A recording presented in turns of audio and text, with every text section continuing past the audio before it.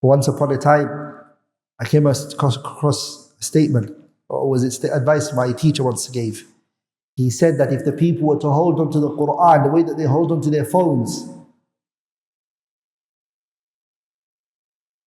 everybody would have been a hafiz. Sah?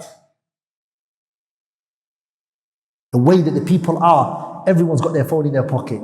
Everyone makes sure that their phone is charged. Sah, brothers? Sah? What happens to you if you lost your phone? Some people, you think they go crazy when they lose their phone. Huh? Are you there, brothers? Just my trip here from Umrah, I lost my iPad. When I reached Jeddah airport, I lost my iPad. My heart was, and there was a notebook I used to write benefits in, I lost it.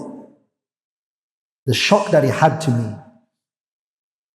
I started losing other things after that. We're all together, brothers. I have to understand these are technology at the end of the day. For me, it wasn't the technology, it was just the content that was in it. I was in the middle of writing benefits and things like that. Inshallah, alhamdulillah, by the way, it's found. Alhamdulillah. I found it, I've got it now. Alhamdulillah. I'm going to get it, inshallah, tomorrow. But the point is, how these technology is to us is scary. Sah? If we lose our phones, we go crazy. How many times do people bring out their phones just to check it? No one's calling you. You bring it out just to check it if it's still alive. If it's still there you touch your pocket just to see if it's still there. Sah? Yeah? Allahu Akbar. Many years back, telephones had wires plugged to the wall. Now that wire that the phone is plugged into is us. Plugged into us. And it's taken everything of us. I've seen the phone do to people things only Allah knows. The desperation of some people. I need to go somewhere. I haven't got a charger. Please, can you get me a charger, please? I need a charger. My phone's battery is dead. Does anyone have a charger? Can I please have a charger? I want a charger. The way that the person is ajib. Sah? One day, who has gone by 24 hours and not looked at their phone? 24 hours and did not look at your phone. You haven't looked at it for 24 hours. It's rare. It's a very rare thing. So if we held on to the Qur'an the way that we hold on to our phone, everybody, right now, I'll do it as well. If you've got iPhone, if you don't have iPhone, just keep it in your pocket. Check your phone usage, like everybody do it. Don't tell it to anybody. Everybody open your phone. Just check, go to your settings. I think you got general, sah? Where do you got no battery, sah?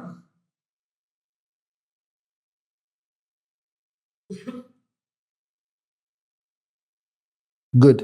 So it'll tell you, no, you got battery. And you scroll down when you got battery and you'll see it. It'll tell you how much hours you've spent on each app. Huh? Does everybody here have Qur'an apps? Majority of us have it, right? So you always see that's not even on the list. And what's on the list? Instagram, Facebook, Twitter, all the other apps. Huh? So this, how many hours? Scary, right? You start seeing, if you have more than 2 hours on there and you don't make money from it, and it's not a business phone, it's your personal phone, and you're spending 2 hours every day, it's scary. Huh? 2 hours screen time. It's scary for all of us. So imagine you spent 2 hours on the Qur'an every day. Yeah? Imagine you spent 2 hours on the Qur'an. How would you be? So when people say to me, I want to learn the Qur'an, but I can't find a teacher.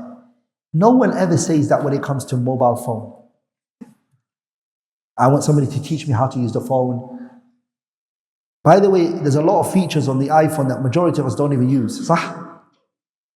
There's a lot of features. Am I making sense? No, I am.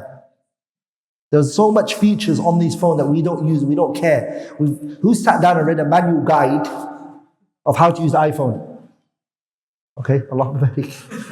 MashaAllah. Majority of us haven't, sah? We took it, we started using it, we tried to fix it. That if you want something, you generally look for a way to do it. If you really want to learn the Qur'an, I promise you, you will find a way to learn the Qur'an, sah? That's if there's the will. There's a way. Sah? If you want something, you will look for it. You exert every effort you could possibly do in order to get it. But we don't have that.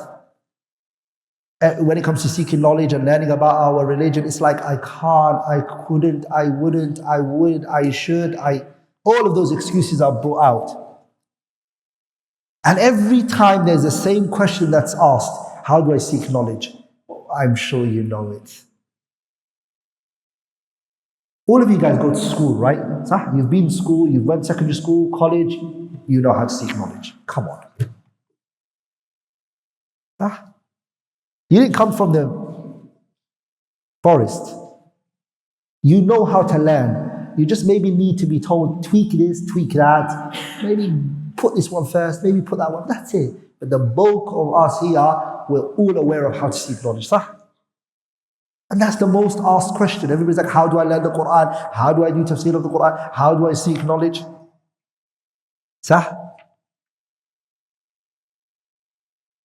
So brothers, we are not going to go forward unless we learn this Qur'an and what is in it. There is no human being's words that is eloquent enough or good enough to fulfill your heart than the Qur'an. Wallahi, when you learn the Qur'an, everyone's words will just seem, they won't make the udub and the sweetness that the Qur'an has. Yeah? You will reach a point where lectures and reminders don't benefit you anymore. Unless there's what? Qur'an in there. That's where you feel your sweetness from. Sah? That's why I'm saying, brothers, Ramadan is around the corner. When it comes, this is the month of the Qur'an. It's not the month of any other actions. It's what? The Qur'an. You have to read the Qur'an. Are we all together? For these last 2 days, I wasn't feeling too good. I was feeling a bit sick. I just returned and I couldn't read so much books. So there was one book I took, that's it. And that was At-Tafsir al-Muyassar. I read the juz and then I read the what? I gave my son a copy. I said, look, listen. Young boy, this is what you need to do. Take this copy, you do your one and I'll do my one. And then I gave him a Tafsir al-Muyassar and I said, I'm going to take the Mukhtasar and we swap. I finished mine. I don't know if he's finished his one yet. He's just put it on the shelf somewhere. So then I want to swap back and then I want to read the other one. I never found a joy the way I found a joy in reading the Qur'an. You literally just read the Qur'an as much as you can and then just go through the tafsir of it. So much joy, brothers.